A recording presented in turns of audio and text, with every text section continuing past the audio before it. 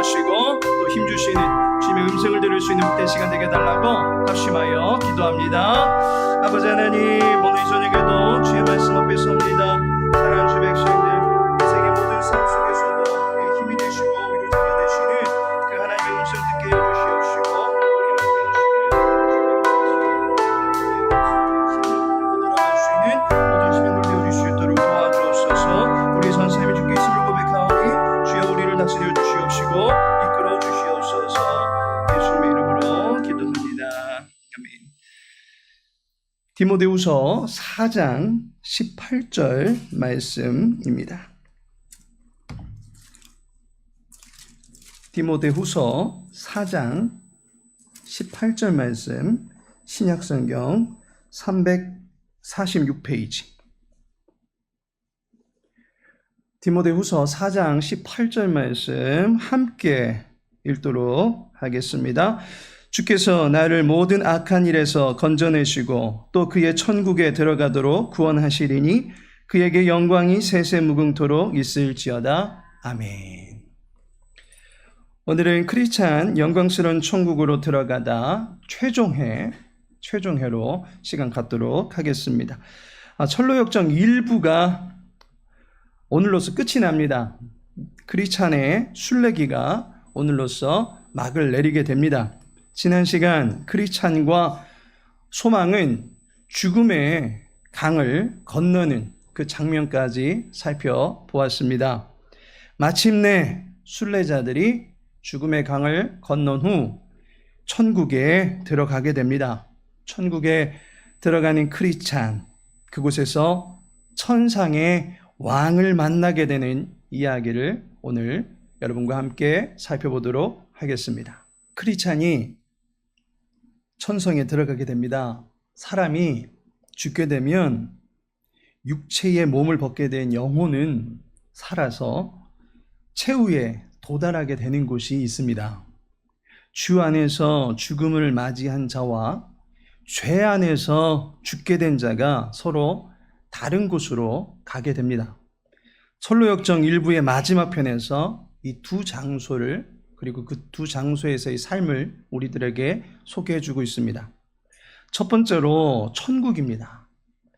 주 안에서 죽은 사람은 하나님의 나라, 곧 영원한 평화의 도성인 새 예루살렘으로 불리우는 천국으로 나아가게 됩니다. 여수의 애양원 교회의 2대 담임 목사님이셨던 손양원 목사님이라는 분이 계십니다. 우리에게는 사랑의 원자탄이라는 영화로 소개된 바 있는 신실한 목사님이십니다. 일제시대 때는 신사참배 거부로 옥고를 치르셨습니다. 이후에 한국전쟁 당시에는 공산당에게 두 아들을 잃게 됩니다. 공산군들은 기독교인들에게 적대적입니다. 그리하여 교회 성도들이 목사님의 안전을 위해서 배를 타고 피신할 수 있도록 그렇게 일을 처리했음에도 불구하고 목사님께서는 세상에 피난처가 어디 있겠는가? 피난처는 오직 주님 품밖에 없습니다. 라면서 애양원 교회를 지키시게 됩니다. 결국 목사님은 공산군에게 총살당하여 순교하시게 되었습니다. 애양원 교회는 나병 환자들의 교회입니다. 소외되고 천시받고 가족과도 함께 지낼 수 없었던 나병 환자들에게 복음의 전령사가 되시어서 마지막까지 그 교회와 함께 하신 목사님이십니다. 손양원 목사님께서 피난처를 찾아 헤매기보다는 그저 여호와가 나의 피난처이심을 믿고 사셨다라고 하는 것을 알게 됩니다. 주님의 오심을 기다렸고 주님의 나라를 사모하였습니다. 손양원 목사님의 마음이 담긴 찬양이 우리들에게 전해지고 있는데 주님 고대가입니다. 그 찬양의 한 구절을 보면 내 주님 자비한 손을 붙잡고 면류관 벗어들고 찬송 부르면 주님 계신 그곳에 가고 싶어요. 오 주여 언제나 오시렵니까? 손양원 목사님의 바라던 바가 무엇인지 이 찬양의 시를 통해서 알 수가 있습니다. 천국에서 주님의 손을 붙잡고 찬송 부르고 싶다라는 것입니다. 우리 교회 권속분들도 천국의 소망을 품고서 살아갈 수 있게 되기를 축복합니다. 철로역정 1부의 마지막 장에 보니까 그토록 사모하던 천성에 크리스찬과 소망이 입성을 하게 됩니다. 여러분들은 천성에 입성하게 되면 가장 먼저 무엇을 하고 싶으십니까? 신학자 칼바르트 목사님은 칼바르트가 쓴 모차르트 이야기라는 책에서 자신이 천국에 가면 가장 하고 싶은 일이 있다라고 소개한 것이 있습니다. 천국에 가면 모차르트를 만나고 싶다는 것입니다. 그가 성경을 묵상할 때에 마음을 편안하게 해주고 영감을 북돋워주는 음악이 있었는데 그것이 바로 음악의 천재인 모차르트의 음악이었다라는 것입니다. 그래서 모차르트를 천국에 가면 만나보고 싶다는 것입니다. 그 외에도 어거스틴, 루터와 칼빈 등을 만나서 안부를 물어보고 싶다라는 바람을 늘어놓았습니다. 여러분들은 천국에 가시면 무슨 일을 먼저 하고 싶으십니까? 철로역정의 크리스찬이 그들을 에스코트하던 두 사람에게 묻습니다. 우리는 그 거룩한 곳에서 무엇을 해야 합니까? 천국에 가면 무엇을 하게 되는지 묻습니다. 이어지는 이야기를 들어보니까 천국에 가면 많은 스케줄들이 있습니다. 평안을 받아야 하고 대가를 받아야 하고 열매를 거두어야 되고 금멸류관을 써야 하고 기타 등등 수많은 일들이 소개되어 있습니다. 간단하게 하나님의 나라 그 월드에 들어가면 우리는 두 가지의 W를 하게 된다라고 하는 것을 알게 됩니다. 그 첫 번째 W는 바로 웰컴입니다. 천국에 입성하는 성도들은 천국에서 환영을 받게 됩니다. 철로역정에 보니까 그들이 걸어 올라가는 동안 나팔수들은 계속하여 즐거운 음악 소리와 함께 여러 가지 표정과 몸짓을 하였는데 이것은 크리스찬과 그의 형제가 자기네 동료가 된 것을 반기고 또 저들과 만나게 되어 기쁘다는 환영의 표시였다. 천국에 들어갈 때에 하나님의 백성들은 환영을 받게 되어 있습니다. 사도행전 7장 55절과 56절에 보니까 스데반이 성령 충만하여 하늘을 우러러 주목하여 하나님의 영광과 및 예수께서 하나님 우편에 서신 것을 보고 말하되 보라 하늘이 열리고 인자가 하나님 우편에 서신 것을 보노라 한데 라고 말씀하고 있습니다. 스데반 집사님께서 죽는 순간 하늘이 열린 것을 보게 되었습니다. 하늘이 열리는 것, 그것을 우리가 어떻게 보겠습니까? 이것이 육의 눈으로 볼 수 있는 가시적인 현상이 아니다라고 하는 것입니다. 만일 하늘이 열리는 것이 당시에 많은 사람들 앞에 보였다면 당시에 수많은 사람들이 스데반 집사님에게 돌 던지기를 멈추었을 것입니다. 하늘이 열리는 것은 스데반 집사님에게만 보여주신 것입니다. 하늘의 주인이신 하나님께서 스데반 집사님에게만 보여주신 기이한 광경입니다. 그때에 스데반 집사님께서 본 것이 무엇입니까? 인자가 서 계신 것을 보았습니다. 하나님 나라에 입성하는 순간 하나님께서 우리를 보고 계시며 반갑게 맞아 주시는 것입니다. 이것은 예수님께서 말씀하신 어떤 비유에서도 이미 알려주신 적이 있습니다. 누가복음 15장에 보니까 잃어버린 아들을 맞아주시던 아버지가 계십니다. 20절에 보니 아직도 거리가 먼데 아버지가 그를 보고 치근히 여겨 달려가 목을 안고 입을 맞추니 라고 말씀하고 있습니다. 거리가 아직 있는데도 다가올 때까지 기다리시는 것이 아니라 마중을 나가신다라는 것입니다. 그만큼 사랑하고 소중하게 여기시는 것입니다. 이후로 그 집안에 잔치가 벌어집니다. 하늘에서도 하늘 백성의 입성을 기쁘게 여기면서 맞아 주십니다. 하나님이 기뻐하심으로 맞아 주시는 그 순간 우리에게 얼마나 큰 위로가 되겠습니까? 이러한 모습을 우리는 어디에서 볼 수가 있겠습니까? 교회에서 한 영혼이 회심을 하고 하나님의 백성으로 서고자 등록할 때 그 모습을 보면 얼마나 기쁩니까? 우리 교회에서 신앙생활 잘 해나가기를 바라면서 축복하게 됩니다. 그런데 천국에서는 신앙생활 잘했다라고 격려해 주시면서 하나님이 맞아주시고 기뻐하신다라는 것입니다. 하나님이 환영하시면서 그의 나라에 입성한 백성에게 주시는 것이 있습니다. 그 첫 번째가 금면류관을 씌워주십니다. 지금 시대에는 잘 사용하지는 않지만 요한 사도가 활동할 당시에는 면류관이 사용되었습니다. 원어의 의미를 그대로 살려본다면 월계관입니다. 월계관은 로마의 초대 황제인 옥타비아누스를 기리는 조각상에도 새겨져 있는 것을 보게 됩니다. 월계관이 절대 권위를 상징하는 것입니다. 또한 당시에 통용되던 화폐에도 가이사의 형상이 새겨져 있는데 그 동전에 새겨진 가이사의 머리에 월계관이 그려져 있습니다. 따라서 면류관은 권세와 영화를 상징하는 것입니다. 그런데 금으로 되었다라는 것입니다. 이것이 정말 18K, 24K 또는 정금과 같은 그러한 금덩어리를 말하는 것이 아니다라고 하는 것에 유의해야만 할 것입니다. 천상의 상태를 이 땅의 것과 가장 흡사하게 빗대어 설명하고자 하는 차원에서 금을 들어서 설명하시는 것입니다.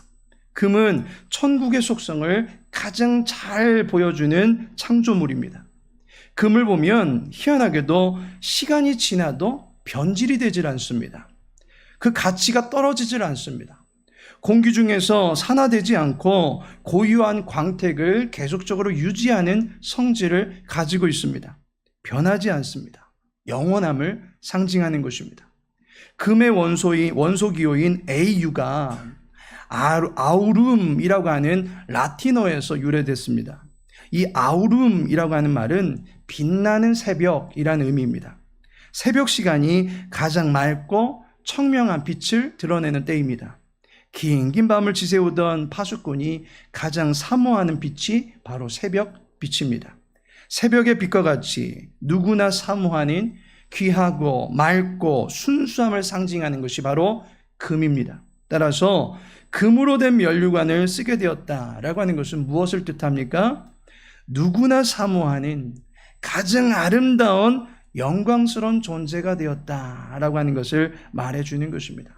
성도가 선성에 들어가는 순간 가장 영광된 자리에 서게 되었다라고 하는 것을 말해주는 것입니다. 월계관이 일을 한 선수에게 수여하는 것이고 황제에게 씌워주는 것처럼 영화롭고 존귀한 자에게 하늘의 가장 아름다운 영광이 덧입혀진다라고 하는 것을 말해줍니다. 바울 사도는 성도는 영광된 몸으로 부활한다라고 고린도전서 15장에서 말하고 있습니다. 영원한 생명을 가지고 변치 아니하는 영광스러운 존재가 된다라고 하는 것을 보여주는 것입니다. 다음으로 흰 옷을 입혀줍니다. 요한계시록 3장 5절에 보니까 이기는 자는 이와 같이 흰 옷을 입을 것이요 라고 합니다. 이기게 된 자, 천상에서 승리한 성도는 흰 옷을 입게 됩니다. 그런데 요한계시록 4장 4절에 보니 24장로들이 흰 옷을 입고 천상에 있는 24장로들이 흰 옷을 입고 있습니다. 그 흰 옷이 24장로만이 아니라 요한계시록 7장 9절에 보니 이 일 후에 내가 보니 각 나라와 족속과 백성과 방언에서 아무도 능히 셀 수 없는 큰 무리가 나와 흰 옷을 입고 손에 종려가지를 들고 보좌 앞과 어린 양 앞에 서서라고 말하고 있습니다. 그 나라에 있는 멤버들 모두가 흰 옷을 입고 있더라는 것입니다. 일단 왜 흰가? 라고 하는 것을 보았더니 요한계시록 7장 14절에 어린 양의 피에 그 옷을 씻어 희게 하였느니라 라고 말씀하고 있습니다. 재미있는 표현입니다. 어린 양의 피에 옷을 씻으면 희게 되는 것이 아니라 붉게 되는 것이 이치입니다. 그런데 그 피에 옷을 씻었더니 희게 하였다라고 말씀하고 있습니다. 이건 일반적인 세탁 과정이 아닙니다. 피로써 씻을 경우 일반적으로는 얼룩이 질 것입니다. 이것은 매우 신성한 표현을 하고 있는 것입니다. 성경에서 피로 씻어낼 수 있는 것은 오직 하나밖에 없습니다. 죄입니다. 요한 1서 1장 7절에 보니 그 아들 예수의 피가 우리를 모든 죄에서 깨끗하게 하실 것이요 라고 말씀하고 있습니다. 따라서 흰 옷을 입었다라고 하는 것은 모든 죄에서 깨끗한 상태가 되었다라는 것입니다. 왜냐하면 옷은 상태나 신분을 상징하는 용어가 되기 때문입니다. 더 이상 죄의 더러움이 묻을 수 없는 상태에 그 상태를 가리켜서 신학적으로 영화라고 말합니다. 지난 시간에 말씀드렸던 거 기억하십니까?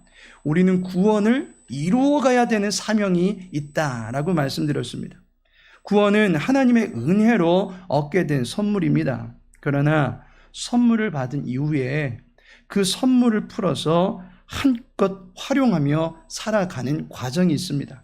그것이 예수 그리스도와 동행하는 일종의 신동행기 과정입니다.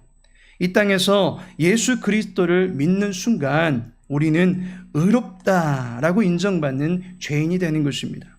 구원받은 죄인은 예수 안에서 이제 죄와 싸워 나갈 수 있게 됩니다. 그때마다 때로는 죄 때문에 얻어 터지고 실패하고 넘어질 수 있습니다. 그러나 예수 안에 있다는 것입니다. 죄와 싸워 나가는 것이지 죄에 끌려가는 것이 아닙니다. 왜냐하면 예수 안에 있기 때문입니다.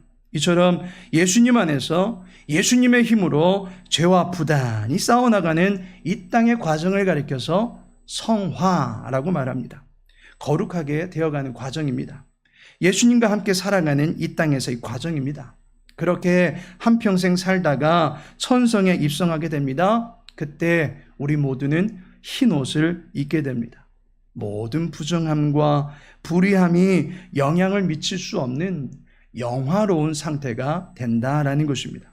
더 이상 죄 때문에 슬퍼하고 아파하고 상심할 필요가 없이 승리의 후련함과 기쁨만 가득한 영화로운 상태가 되는 것입니다. 영화로운 상태에 있는 사람을 푹 찔러보면 그 사람의 입에서는 무슨 말이 나오겠습니까? 울고 있는 사람 푹 찌르면 눈물만 나옵니다. 불평하는 사람 푹 찌르면 왜 찌르냐고 불평 만들어 놓습니다. 영화로운 사람은 푹 찌르면 무엇이 나오겠습니까? 영광의 소리만 나오게 됩니다. 그리하여 두 번째로 천성에서 우리가 하는 것이 있습니다. 영화로운 상태로 살아가되 하나님을 영화롭게 해드리는 삶을 살아가게 됩니다. 천상의 월드에서 성도가 하는 두 번째 일은 바로 워십입니다. 바로 예배입니다. 시편 29편 2절에 보니까 여호와께 그의 이름에 합당한 영광을 돌리며 거룩한 옷을 입고 여호와께 예배할지어다. 거룩한 옷, 곧 흰옷을 입은 무리들은 여호와를 예배합니다. 그곳에서 우리는 하나님을 예배하며 하나님이 주시는 기쁨 안에 거하게 됩니다.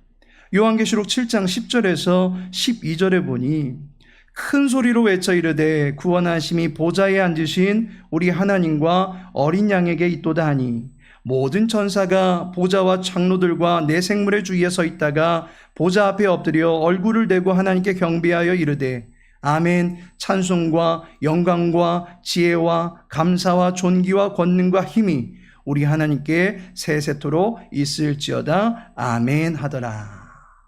흰옷을 입은 무리들이 큰 소리로 외칩니다. 하나님께 경배합니다.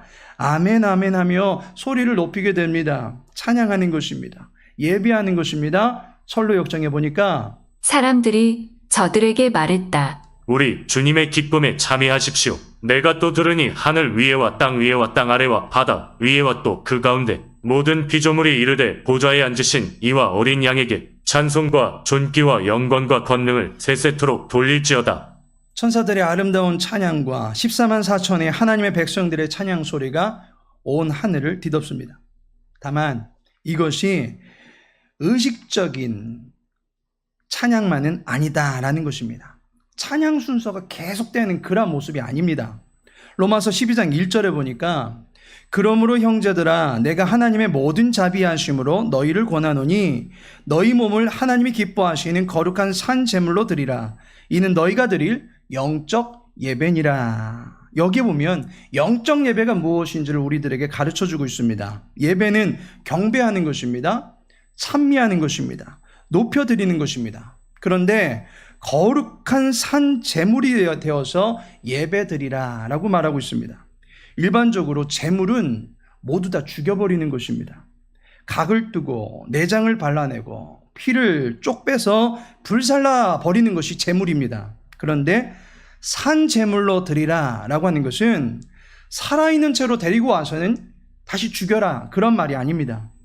산 제물이 되어서 하나님 앞에 드려진 것으로 살아가는 것이 예배다라고 하는 것입니다.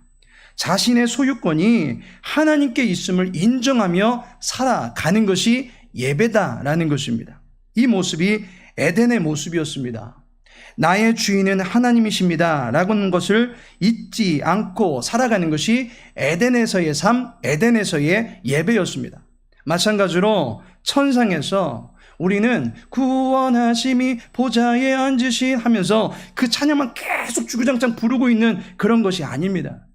천상에서 영원토록 노래만 부르고 있는 것이 아닙니다.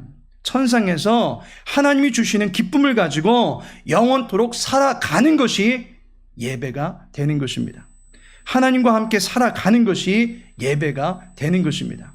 그 세계에서의 삶의 모습은 구체적으로는 알 수는 없습니다. 다만 에덴과 같이 하나님께서 선하다라고 보시는 곳, 그리고 하나님께서 심혈을 기울여 만들어 놓으신 그 동산에서 다함이 없고 쇠함이 없는 영원한 영광과 기쁨을 누리는 복락원의 삶을 살게 되는 것을 우리들에게 말해주고 있는 것입니다.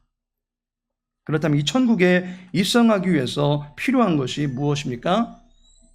미국의 찰스 알렌 박사님께서 미국의 그리스도인들을 대상으로 해서 설문조사한 결과를 발표한 것이 있습니다. 그 내용을 보니까 20%의 성도는 주일 예배에 안 나간다라는 것입니다. 25%의 성도가 기도 생활을 하지 않는다는 것입니다. 35%의 성도가 성경을 읽지 않고 40%는 헌금을 안 한다라고 합니다. 성도들이 의무조차도 안 하는 것 투성이다라고 발표합니다. 그런데 흥미로운 것은 100%가 나온 대답이 있는데 그것이 바로 천국에 들어가고 싶으십니까? 라는 질문에 대해서만큼은 그렇다라고 100% 답을 했다는 것입니다. 여러분들도 천국에 들어가고 싶으십니까? 여러 가지 신앙생활의 의무들을 다하면서 사세요 라고 말하는 것은 그 다음 문제입니다. 천국에 들어갈 수 있는 성경적인 정답이 있습니다. 이에 대해서 철로 역정에서 다루고 있는 지면을 여러분들에게 읽어드리겠습니다. 순례자들은 길을 처음 떠날 때 받았던 증명서를 사람들에게 주었다. 사람들이 이를 받아 왕에게 갖다 드리자 왕은 대문을 열어주라고 명한 후 말했다. 의로운 나라가 들어오게 할지어다. 여기 보면 증명서를 주었다라고 말합니다. 여기서 말한 이 증명서가 영어로 된 철로 역정을 보면 스크롤이란 단어로 쓰여져 있습니다. 스크롤, 두루마리입니다. 두루마리를 보여줬더니 왕이 들어오라 라고 맞아 주었다는 것입니다. 그렇다면 이 두루마리가 무엇입니까? 철로 역정 16번째 시간 6. 십자가에서 짐을 벗다 편을 참고해서 보시면 아실 수가 있을 것입니다. 십자가 언덕에 올라갔을 때 광채를 발하던 세 사람이 크리스찬에게 다가옵니다. 그들 중에서 세 번째 사람이 두루마리를 크리스찬에게 건네주었던 적이 있습니다. 그러면서 크리스찬에게 길을 가면서 두루마리에 적힌 내용을 읽고 천국에 이르렀을 때는 그것을 제시하시오라고 말해주는 장면이 있습니다. 천국에 들어가는 비결은 두루마리를 제시할 수 있어야 된다라는 것입니다. 이 두루마리는 세 사람 중에 한 사람이 준 선물이었습니다. 천국에 들어가는 것은 하나님이 선물로 주시는 자격이다라는 것입니다. 그 자격은 두루마리, 곧 말씀을 통해서 우리에게 주시는 것입니다. 말씀은 곧 하나님이십니다. 그리고 하나님이 예수 그리스도를 통해서 우리에게 보여주신 것입니다. 우리는 예수 그리스도를 믿는 믿음으로 천성에 들어가는 것입니다. 계시된 성경의 말씀을 통해서 예수 그리스도를 알고 믿음으로써 천국에 들어갈 수 있게 됩니다. 예수님 때문에 들어가는 것입니다. 예수님 믿고 천국에 가시는 우리 모든 성도님들 되시기를 예수님의 이름으로 축복합니다. 철로 역정의 마지막 편에서는 천국과 또 다른 장소가 있다라고 소개하고 있습니다. 그곳이 바로 지옥입니다. 철로 역정에 보니 존 버년이 지옥으로 통하는 길을 보게 됩니다. 그런데 존 버년은 그 마지막 순간에 보고 싶지 않은 광경을 보고 맙니다. 그 광경의 주인공이 지옥에 떨어지는데 그가 누구인가 보았더니 전에 만났던 무지였습니다. 무지를 기억하십니까? 크리스찬과 소망이 죽음의 강에 이르기 전까지 2번에 걸쳐서 올바른 진리를 믿고 돌이킬 수 있기를 바랬던 그 사람이었습니다. 그러나 무지는 당신들의 종교나 잘 믿고 당신들이나 잘 따르세요 하면서 자기는 자기가 믿는 바대로 가겠다라고 고집한 사람입니다. 그도 천성 입구까지 왔습니다. 다시 말하면 그도 죽었다는 것입니다. 죽음의 강을 건너서 천성 문 앞에 와서는 문 열어달라고 두드립니다. 그런데 천성 입구에서 무지에게 이러한 일이 생깁니다. 사람들이 왕께 가지고 가서 보여줄 증명서가 있느냐고 그에게 물었다. 무지는 그런 것이 있는지 자기 품속을 뒤져보았지만 아무것도 찾을 수 없었다. 무지는 유구무원이었다. 천성에 보여줄 증명서, 곧 두루마리가 그에게는 없었습니다. 그는 십자가 앞에 서 본 적도 없는 사람이었습니다. 그는 삼위 하나님을 만난 경험이 없는 사람입니다. 그는 두루마리, 곧 예수님의 말씀대로 인생의 길을 따라온 사람이 아니라 자기가 생각한 대로 멋대로 신앙을 가지고 살다 와서는 천성문을 두드리며 열어달라고 했던 것입니다. 예수님이 계시지 않은 인생, 예수님을 의지하지 아니하고 자기의 열심과 지식만 의지하던 인생, 예수님의 말씀을 듣고 따르기보다는 자기의 생각대로 살아온 인생은 결국 지옥에 떨어지고 마는 것입니다. 지옥의 삶이 어떠한지 마가복음 9장 48절의 말씀으로 요약해 드리겠습니다. 거기에서는 구더기도 죽지 않고 불도 꺼지지 아니하느니라. 창세기에서 물 심판이 있은 후에 하나님께서 다시는 물로 심판하지 않겠다라고 약속하십니다. 지옥은 물로 심판하지 않겠다라고 하신 하나님의 최후 심판의 비밀이 보여지는 곳입니다. 노아 홍수 때 생명의 기식이 있는 모든 것이 멸절되는 심판을 당했습니다. 그렇다면 불의 심판은 방주조차도 무용지물이 될 수밖에 없는, 결코 피할 수 없는 심판이 이루어지는 곳, 그곳이 바로 지옥이다 라고 말하고 있습니다. 하나님께서 사랑하시는 성도 여러분, 앞서서 손양원 목사님의 주님 고대가를 소개해드렸습니다. 그런데 바울의 고대가도 있습니다. 바울도 천성을 어찌나 사모했던지 그가 순교를 앞두고 있던 마지막 때에 쓴 편지가 디모데 후서입니다. 죽음을 바로 앞두고 있는 상황에서 바울이 직감합니다. 그는 살기를 구하지 않습니다. 그렇다고 죽기를 구한 것도 아닙니다. 죽음을 준비하고 있을 뿐입니다. 내가 선한 싸움을 다 싸우고 달려갈 길을 마치고 믿음을 지켰다라고 합니다. 모든 것을 완수한 후에 죽음을 맞이하면서 그가 남긴 서신서의 마지막 말이 무엇입니까? 바울이 그의 임종을 앞두고 그의 순교를 앞두고 마지막으로 기록한 서신서의 끝에 이러한 고백을 하고 있습니다. 디모데후서 4장 18절 말씀 우리 함께 읽겠습니다. 주께서 나를 모든 악한 일에서 건져내시고 또 그의 천국에 들어가도록 구원하시리니 그에게 영광이 세세무궁토록 있을지어다. 아멘. 천국에 들어가도록 구원해 주실 하나님을 찬양하면서 죽음을 준비합니다. 우리를 건져내사 천국으로 입성토록 역사하실 주님만을 끝까지 고대하며 살아가실 수 있는 우리 모든 권속들 되시기를, 그로 인해서 주님의 왕국에서 다시금 만나서 우리와 함께 안부를 물으며 여호와를 찬양하게 되어지는 놀라운 일들을 예비해 나가는 주님의 백성들 되시기를 예수님의 이름으로 축복합니다. 다음 시간에는 2부가 또 있습니다. 2부의 여정을 시작하며 해서 2부를 이제 살펴보도록 하겠습니다.